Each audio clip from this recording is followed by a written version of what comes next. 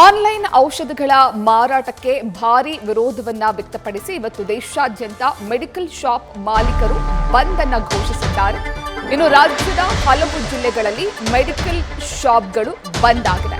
Chemist ಹಾಗೂ druggist ಅಸೋಸಿಯೇಷನ್ನಿಂದ ಮುಷ್ಕರಕ್ಕೆ ಕರೆ ನೀಡಲಾಗಿದೆ. ಹಲವು ಔಷಧಿ ಅಸೋಸಿಯೇಷನ್ಗಳು ಪೂರ್ಣ ಪ್ರಮಾಣದಲ್ಲಿ ಬೆಂಬಲವನ್ನ ನೀಡಿ ಮೆಡಿಕಲ್ಗಳನ್ನ ಕ್ಲೋಸ್ ಮಾಡಿದ್ದಾರೆ. ಇನ್ನು ಹಲವು ಸಂಘಗಳು ಅಥವಾ ಅಸೋಸಿಯೇಷನ್ಗಳು ನೈತಿಕ ಬೆಂಬಲವನ್ನ ನೀಡಿ ಕಪ್ಪು ಪಟ್ಟಿಯನ್ನ ಕಟ್ಟಿ ಮುಷ್ಕರಕ್ಕೆ ಬೆಂಬಲವನ್ನ ತಿಳಿಸಿದೆ. ಕೆಪಿಆರ್ಡಿಒ ನಿರ್ಧಾರವನ್ನ ತೆಗೆದುಕೊಂಡಿದ್ದು ಇನ್ನು ರಾಜ್ಯದಲ್ಲಿ ಹಲವೆಡೆ ಮೆಡಿಕಲ್ ಶಾಪ್ಗಳು ಕ್ಲೋಸ್ ಆಗಿದೆ. ಆನ್ಲೈನ್ನಲ್ಲಿ ಔಷಧಗಳ ಮಾರಾಟವಾಗ್ತಿರೋದನ್ನ ವಿರೋಧಿಸಿ ಹಾಗೂ ವಿವಿಧ ಬೇಡಿಕೆಗಳಿಗೆ ಆಗ್ರಹಿಸಿ ಇವತ್ತು ದೇಶಾದ್ಯಂತ ಮೆಡಿಕಲ್ ಶಾಪ್ ಹಾಗೂ ಕೆಮಿಸ್ಟ್ ಡ್ರಗಿಸ್ಟ್ ಅಸೋಸಿಯೇಷನ್ ಮುಷ್ಕರಕ್ಕೆ ಕರೆಯನ್ನ ನೀಡಿದ್ದು ಇದಕ್ಕೆ ಮಿಶ್ರ ಪ್ರತಿಕ್ರಿಯೆ ವ್ಯಕ್ತವಾಗ್ತಾ ಇದೆ. ಹಲವು ಅಸೋಸಿಯೇಷನ್ಗಳು ಇದಕ್ಕೆ ಬೆಂಬಲವನ್ನ ಘೋಷಿಸಿ ಮೆಡಿಕಲ್ ಶಾಪ್ಗಳನ್ನ ಬಂದ್ ಮಾಡಿದ್ರೆ, ಇನ್ನು ಕೆಲವು ಅಸೋಸಿಯೇಷನ್ಗಳು ನೈತಿಕ ಬೆಂಬಲವನ್ನ ನೀಡಿ ಕೇವಲ ಕಪ್ಪು ಪಟ್ಟಿಯನ್ನ ಧರಿಸಿ ಮೆಡಿಕಲ್ ಶಾಪ್ಗಳನ್ನ ಓಪನ್ ಮಾಡಲಾಗಿದೆ. ಆದರೆ ವೈದ್ಯಕೀಯ ಕಾಲೇಜುಗಳ ಆಸ್ಪತ್ರೆಯ ಆವರಣದಲ್ಲಿರುವಂತಹ ಔಷಧಿ ಮೆಡಿಕಲ್ಗಳು ಅಂದ್ರೆ ಔಷಧಿಯ ಶಾಪ್ಗಳು ಹಾಗೂ ಆಸ್ಪತ್ರೆಯ ಒಳಗಡೆ ಇರುವಂತಹ ಮೆಡಿಕಲ್ ಶಾಪ್ಗಳು, ಜನೌಷಧಿ ಕೇಂದ್ರಗಳು ಮಾತ್ರ ಓಪನ್ ಆಗಿದೆ. ಇನ್ನು ಕರ್ನಾಟಕದಲ್ಲಿ ಸುಮಾರು 26,000 ಮೆಡಿಕಲ್ ಶಾಪ್ಗಳಿದ್ದು ಬೆಂಗಳೂರು ಒಂದರಲ್ಲೇ ಸುಮಾರು 7,000 ಮೆಡಿಕಲ್ ಶಾಪ್ಗಳಿದೆ. ಅದರಲ್ಲಿ ಹಲವು ಅಸೋಸಿಯೇಷನ್ಗಳು ಸಂಪೂರ್ಣ ಬೆಂಬಲವನ್ನ ನೀಡಿರೋದ್ರಿಂದ ಒಂದಷ್ಟು ಮೆಡಿಕಲ್ ಶಾಪ್ಗಳು ಕ್ಲೋಸ್ ಆಗಿದೆ.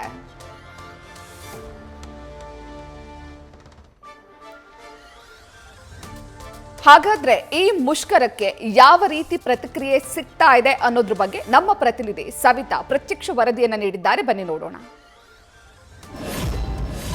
ಮುಖಾಂತರವಾಗಿ ಔಷಧಿ ಮಾರಾಟವನ್ನ ವಿರೋಧಿಸಿ ಮೆಡಿಕಲ್ ಶಾಪ್ ಮಾಲೀಕರು ಇಂದು ಬೃಹತ್ ಪ್ರತಿಭಟನೆಗೆ ಕರೆ ನೀಡಿದ್ರು.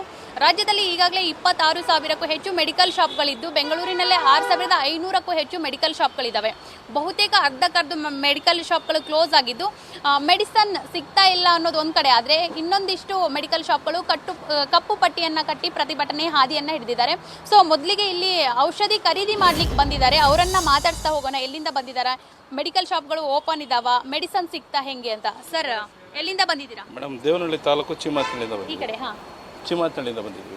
ಸರ್ ಇವತ್ತು ಪ್ರೊಟೆಸ್ಟ್ ಮಾಡ್ತಿದ್ದಾರೆ. ಬಹುತೇಕ ರಾಜ್ಯದ ಬೇರೆ ಬೇರೆ ಜಿಲ್ಲೆಗಳಲ್ಲಿ ಸಂಪೂರ್ಣವಾಗಿ ಕ್ಲೋಸ್ ಆಗಿದ್ದಾವೆ. ಬೆಂಗಳೂರಿನಲ್ಲಿ ಒಂದಿಷ್ಟು ಮೆಡಿಕಲ್ ಶಾಪ್ಗಳು ಕ್ಲೋಸ್ ಆಗಿದ್ದಾವೆ. ಸಿಕ್ಕಿತ್ತಾ ಹೆಂಗೆ ಮೆಡಿಸಿನ್ಸ್? ಮೇಡಮ್ ನಮಗೆ ಗೊತ್ತಿಲ್ಲ, ಇದು ಮೆಡಿಕಲ್ ಶಾಪ್ ಬಂದಂತ ಗೊತ್ತಾಯಿತು. ಆನ್ಲೈನ್ ಮಾರಾಟ ಮಾಡ್ತಾ ಇದ್ರಂತ ಅದ್ರ ಬಗ್ಗೆ ಗೊತ್ತಿರಲಿಲ್ಲ. ಬಟ್ ಅಲ್ಲಿ ನಾವೆಲ್ಲೂ ಹೋಗಲಿಲ್ಲ. ಇಲ್ಲಿ ಬಂದು ಇರುತ್ತೇನೋ ಗೊತ್ತಿಲ್ಲ, ಇವತ್ತಿದೆ. ನಮ್ಗೆ ಒಳ್ಳೇದಾಯಿತು. ಅಕಸ್ಮಾತ್ ಇಲ್ಲ ಅಂದಿದ್ರೆ ನಮಗೆ ಕಿಡ್ನಿ ಪೇಷೆಂಟ್ ನಾವು. ಆಮೇಲೆ ಆನ್ಲೈನ್ ಅಂದರೆ ಇವಾಗ ಒಂದಿನ ಏನು ಮೆಡಿಕಲ್ ಮುಚ್ಚಿಬಿಟ್ಟಿದ್ರೆ ನಾವು ತುಂಬ ಸಮಸ್ಯೆ ಆಗೋದು. ಇಲ್ಲಿ ತೆಗೆದಿದ್ದಕ್ಕೆ ನಮ್ಗೆ ತುಂಬ ಒಳ್ಳೇದಾಯಿತು. ಸರ್ ಸೆಲ್ಫ್ ಮೆಡಿಕೇಶನ್ ಅನ್ನೋದು ಎಷ್ಟು ಡೇಂಜರ್ ಸರ್? ಈಗ ತಲೆನೋವು, ಜ್ವರ ಅಂತ ಹೇಳಿ ಯಾವುದೋ ಮೆಡಿಸನ್ ನಾವು ಆನ್ಲೈನಲ್ಲಿ ಬೈ ಮಾಡಿದ್ರೆ ಅದು ಯಾವ ರೀತಿ ಇಂಪ್ಯಾಕ್ಟ್ ಆಗಬಹುದು? ಸರಿನಾ ತಪ್ಪ ಇದು ಆನ್ಲೈನಲ್ಲಿ ಮೆಡಿಸನ್ ಮಾರಾಟ ಆಗೋದು? ಮೇಡಮ್ ಸರಿ ತಪ್ಪು ಅನ್ನೋದಕ್ಕಿಂತ ಯಾವ ಸರಿ ಯಾವ ತಪ್ಪು, ಒಂದು ಮಾಡೋದ್ರಲ್ಲಿ ಸರಿನೂ ಇದೆ ತಪ್ಪು ಇದೆ. ನಾವು ಅದನ್ನು ಜಡ್ಜ್ ಮಾಡೋಕ್ಕಾಗಲ್ಲ ಯಾವ ಸರಿ ಯಾವ ತಪ್ಪು. ಎಮರ್ಜೆನ್ಸಿ ಬೇಕು. ಇವಾಗ ಏನು ಮಾಡ್ತೀರಿ ಅಂದರೆ ಡಿಜಿಟಲ್ ಆಗೋಗ್ಬಿಟ್ಟಿದೆ, ಆನ್ಲೈನ್ ಮಾಡಿಬಿಟ್ಟಿದ್ರೆ ಅದು ಒಳ್ಳೇದು ಅನ್ನೋಕ್ಕಾಗಲ್ಲ, ಕೆಟ್ಟದ್ದು ಅನ್ನೋಕ್ಕಾಗಲ್ಲ. ಈಗ ನಾವು ಇಲ್ಲಿ ಖುದ್ದಾಗಿ ಬಂದು ತೊಗೊಂಡ್ರೆ ಅದು ಬೆಟರು ಅಂತ ನನ್ನ ಅಭಿಪ್ರಾಯ. ಎಲ್ಲಿಂದ ಬಂದಿದ್ದೀರಾ ಅಂದ್ರಿ? ನಾವು ದೇವನಹಳ್ಳಿ ತಾಲೂಕು ಚಿಮಾಚನಹಳ್ಳಿಯಿಂದ. ಸರಿ ಸರ್. ನೋಡಿದ್ರಲ್ಲ, ಇಂದು ಬಹುತೇಕ ಶಾಪ್ಗಳು ಕ್ಲೋಸ್ ಆಗಿದ್ದಾವೆ, ಇನ್ನೊಂದಿಷ್ಟು ಶಾಪ್ಗಳು ಓಪನ್ ಮಾಡಿದ್ದಾರೆ. ಅಂದರೆ ಪ್ರಮುಖವಾಗಿ ರೋಗಿಗಳಿಗೆ ಸಮಸ್ಯೆ ಆಗಬಾರ್ದು, ಬರ್ತಿರುವಂತಹ ಗ್ರಾಹಕರಿಗೆ ಮೆಡಿಸನ್ ಸಿಗಬೇಕಂತ ಮಾಲೀಕರಿದ್ದಾರೆ, ಅವರನ್ನೇ ಮಾತಾಡ್ಸ್ತಾ ಹೋಗೋಣ. ಸರ್ ಆನ್ಲೈನ್ನಲ್ಲಿ ಮೆಡಿಸನ್ ಮಾರಾಟ ಎಷ್ಟು ಸರಿ, ಏನು ಇಂಪ್ಯಾಕ್ಟ್ ಆಗಬಹುದು ತಮ್ಮ ಮೇಲೆ? ಆನ್ಲೈನ್ ಇಂಪ್ಯಾಕ್ಟ್ ಆಗೋದು ಭಾಳ ಕಷ್ಟ, ತೊಂದರೆನೂ ಆಗುತ್ತೆ. ಕೆಲವರು ಆನ್ಲೈನಲ್ಲಿ ಪರ್ಚೇಸ್ ಮಾಡ್ತಾರೆ ಮನೇಲಿದ್ದು, ವಿತೌಟ್ ಪ್ರಿಸ್ಕ್ರಿಪ್ಷನು ಏನು ಮಿಸ್ಯೂಸ್ ಡ್ರಗ್ಗಳೆಲ್ಲ ತೊಗೊಂಡು ಉಪಯೋಗಿಸ್ತಾರೆ. ಡಾಕ್ಟ್ರ್ ಬರ್ಕೊಡೋದಿಲ್ಲ ಅವ್ರಿಗೆ. ಡಾಕ್ಟ್ರ್ ಬರ್ಕೊಟ್ರೆ ಅಂಗಡಿಗಳು ಬಂದು ತೊಗೊಂಡೋಗ್ತಾರೆ. ವಿತೌಟ್ ಪ್ರಿಸ್ಕ್ರಿಪ್ಷನಲ್ಲಿ ನಾವು ಸೇಲ್ ಮಾಡೋಂಗಿಲ್ಲ, ವಿತ್ ಪ್ರಿಸ್ಕ್ರಿಪ್ಷನಲ್ಲಿ ನಾವು ಸೇಲ್ ಮಾಡೋದು. ಅದಕ್ಕೋಸ್ಕರ ಆನ್ಲೈನು ತೆಗೆಯೋದು ಉತ್ತಮ ಅನಿಸುತ್ತೆ. ಸರ್ ಈಗ ಆನ್ಲೈನಲ್ಲಿ ರೇಟ್ ಚೇಂಜಸ್ ಇರುತ್ತೆ, ಶಾಪ್ಗೂ ಅಲ್ಲಿಗೂ ಕ್ವಾಲಿಟಿ ಕಾಂಪ್ರಮೈಸ್ ಆಗಿರ್ತಾರೆ. ಹೆಂಗೆ ಕಳಪೆ ಗುಣಮಟ್ಟ ಏನಾದರೂ ಇರುತ್ತಾ ಅಂತ? ಕಳಪೆ ಗುಣಮಟ್ಟ ಇರೋದಿಲ್ಲ. ಕೆಲವರು ಪೇಷಂಟ್ಸ್ಗಳು ಅವರು ಬೆನಿಫಿಟ್ಗೋಸ್ಕರ ಆನ್ಲೈನಲ್ಲಿ ಪರ್ಚೇಸ್ ಮಾಡ್ತಾರೆ. ಕೆಲವೊಂದು ಪರ್ಸೆಂಟೇಜ್ ಕೊಡ್ತಾರೆ ಅವ್ರಿಗೆ ಡಿಸ್ಕೌಂಟು, ಏನೋ ಆ ಡಿಸ್ಕೌಂಟ್ ಮೂಲಕವಾಗಿ ಅವ್ರು ಪರ್ಚೇಸ್ ಮಾಡ್ತಾರೆ. ಸೊ ಇಲ್ಲಿ ನಾವು ಮಿನಿಮಮ್ ಡಿಸ್ಕೌಂಟ್ ಕೊಡ್ತೀವಿ, ಬಟ್ ನಿಮಗೆ ಔಷಧಿ ಎಲ್ಲ ಚಾದಾ ಸಿಗುತ್ತೆ, ಚೆನ್ನಾಗಿರೋ ಸಿಗುತ್ತೆ. ಆನ್ಲೈನ್ ಆದರೆ ಎಲ್ಲ ಸುತ್ತ ಹಾಕ್ಕೊಂಡು ಬರ್ತಾರೆ, ಅದರಲ್ಲಿ ಸ್ಟೋರೇಜ್ ಇರೋದಿಲ್ಲ, ಅರ್ಥ ಆಯ್ತಾ? ನಮ್ಮಲ್ಲಿ ಸ್ಟೋರೇಜ್ ಇರ್ತದೆ, ಫ್ರೆಶ್ ಸಿಗುತ್ತೆ. ಇವಾಗ ನಿಮಗೆ ಏನ್ ಸಮಸ್ಯೆ ಆಗ್ತಿದೆ ಯಾರಿಗೆ ಆನ್ಲೈನ್ ನಲ್ಲಿ ಮಾರಿದ್ರೆ? ನಮಗೆ ಸ್ವಲ್ಪ ಒತ್ತಡ ಆಗುತ್ತೆ. ಎಲ್ಲ ಅಂಗಡಿಗಳು ರಾಜ್ಯದಲ್ಲಿ ಎಲ್ಲ ಅಂಗಡಿಗಳಿಗೂ ಮಳಿಗೆಗಳಿಗೆ ಸ್ವಲ್ಪ ಸಮಸ್ಯೆ ಇದೆ. ಸರ್, ಈಗ ಮುಷ್ಕರಕ್ಕೆ ಕರೆ ಕೊಟ್ಟಿದ್ದಾರೆ. 26,000ಕ್ಕೂ ಹೆಚ್ಚು ಮೆಡಿಕಲ್ ಶಾಪ್ಗಳಿದ್ದಾವೆ ರಾಜ್ಯದಲ್ಲಿ.